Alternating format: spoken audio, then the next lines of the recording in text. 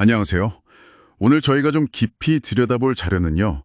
14년 차 놀이치료사 윤쌤이라고 그분의 솔직한 인터뷰 영상이에요. 아, 네. 저도 봤습니다. 보통 놀이치료하면 아주 어린아이들, 네, 그런 그림만 떠오르잖아요. 그렇죠, 유아들. 근데 이 인터뷰는 그 예상을 좀 훌쩍 뛰어넘더라고요. 맞아요. 초등학생, 심지어 성인까지도 얘기가 나오고. 네, 그리고 코로나 이후에 그 온라인 상담 늘어난 현실 같은 거, 생각보다 놀이치료의 세계가 넓구나 싶었어요. 네. 그리고 단순히 정의나 방법 이런 걸 넘어서 그 치료 현장에서 실제로 일어나는 일들, 또 그 감정들 있잖아요. 그런 게 생생하게 느껴져서 좋았습니다. 맞아요. 특히 그 치료사로서 겪는 현실적인 고민들, 부모님과의 관계가 어렵다는 얘기. 그게 참 솔직해서 인상 깊었어요. 네, 그 오은영 박사님하고의 일화도 잠깐 나왔었죠. 들을 귀가 열려 있지 않으면 소용없다는, 그 말이 참. 와닿죠. 부모 상담이 얼마나 어려운지 딱 보여주는. 그렇죠. 자, 그럼 하나씩 좀 더 자세히 얘기 나눠볼까요? 네. 먼저 그 놀이치료 대상이 의외로 초등학생이 많다는 거. 저 좀 놀랐거든요. 아, 네네. 놀이라는 단어 때문에 당연히 미취학 아동일 거라고 생각했는데 초등학생들은 좀 논다는 거에 유치하다고 생각하거나 거부감 느끼진 않나요? 맞아요. 그런 경향이 있죠. 특히 고학년으로 갈수록요. 그럼 어떻게 접근해요? 그래서 좀 방식을 바꿔요. 감정카드나 보드게임 같은 걸로 좀 더 구조화된 활동을 하기도 하고요. 아니면 이야기 만들기, 역할극, 이런 식으로. 놀이 요소를 활용은 하되 조금 다른 방식으로. 그게 부모님 상담으로 이어지다가 성인 상담까지 가는 경우도 있다고 하더라고요. 정말요? 불어님 본인의 문제로요? 네, 그런 경우도 있다고 합니다. 그리고 코로나 이후에 비대면 상담, 특히 해외에 계신 분들을 위해서 온라인 채팅 상담도 활발해졌다는 거, 이거 되게 인상 깊었어요. 네, 접근성이 좋아진 건 분명 큰 장점이죠. 근데 혹시 그 인터뷰에서 비대면만의 어려움이나 한계 같은 거에 대한 언급은 좀 없었나요? 아무래도 화면 너머로는 아이의 그 미묘한 신호들을 좀 놓칠 수도 있을 것 같아서요. 정확한 지적이세요. 인터뷰에서 그 부분을 막 길게 다루진 않았지만 사실 놀이치료라는 게 아이랑 직접 만나서 관계 맺고 그 미묘한 상호작용을 보는 게 중요하잖아요. 그렇죠. 그러니까 화면 너머로는 분명 한계가 있겠죠.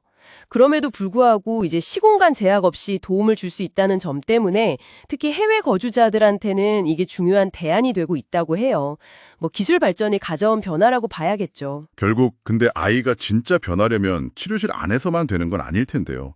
가정에서의 노력이 중요할 텐데 아까 말한 그 부모님과의 관계, 윤쌤이 아이들보다 부모님이 더 힘들 때가 많다고 정말 솔직하게 얘기했잖아요. 네, 그 부분이 참 현실이죠. 부모님이 사실 가장 큰 변수이면서도 또 동반자가 되어야 하는데 실제로는 그렇지 못한 경우가 많다는 거죠. 어떤 경우들이 있나요? 인터뷰 보면 몇 가지 유형이 나와요. 치료사 조언보다는 그냥 자기 방식대로 하시려는 분, 아니면 아이 문제를 좀 인정 안 하려고 하시거나 축소하거나, 외면하시는구나. 네. 또는 너무 조급하셔서 왜 맨날 놀기만 하냐, 공부를 시켜야지, 이런 식으로. 특히 초등학생만 돼도 놀기만 하는데 돈 쓰는 거 아깝다. 이런 반응이 실제로 나온대요.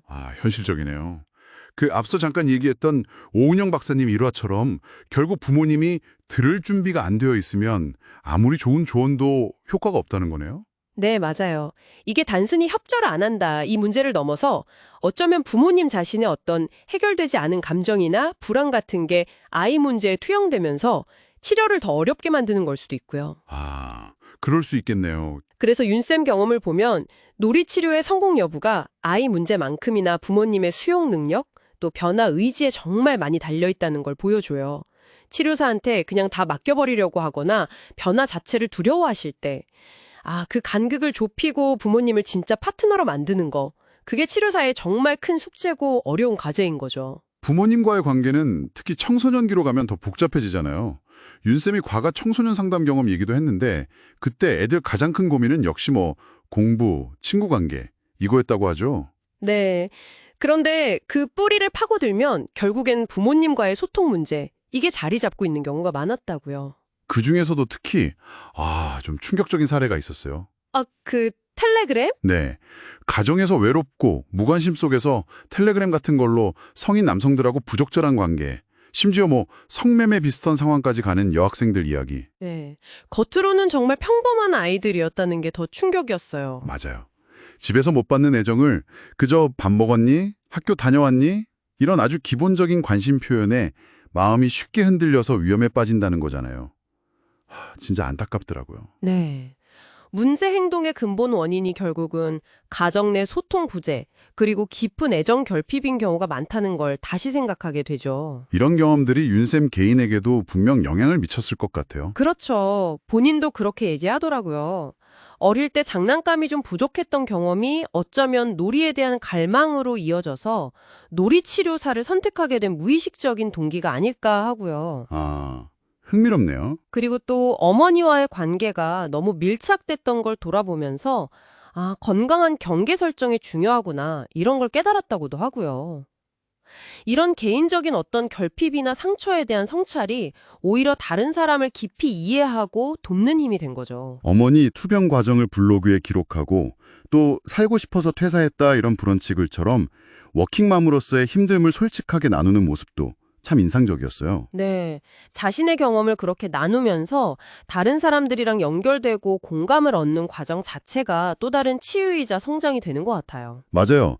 자신의 약한 부분을 드러내는 용기가 다른 사람에게도 위로와 용기를 줄 수 있다는 걸 보여주는 것 같고 전문가로서의 깊이도 더해주는 것 같고 네, 동의합니다. 오늘 윤쌤 이야기를 통해서 이 놀이치료라는 세계가 생각보다 훨씬 넓고 다양하다는 거 그리고 치료 현장의 어떤 현실적인 어려움들 또 무엇보다 부모-자녀 관계와 소통이 얼마나 중요한지 다시 한번 생각하게 됐습니다. 맞아요. 특히 그 아이들의 문제 행동 뒤에 숨어있는 외로움 그리고 연결되고 싶은 그 깊은 갈망 이게 우리 모두에게 좀 생각할 거리를 던져주는 것 같아요. 그렇습니다. 기술이 발전해서 상담받기 편해지고 문턱은 낮아졌다고 하지만 결국 가장 근본적인 치유는 어쩌면 우리 일상 속의 작은 관심 그리고 진심 어린 소통에서 시작되는 게 아닐까 싶어요. 왜? 오늘 이야기 들으신 당신에게 한번 질문을 던져봅니다.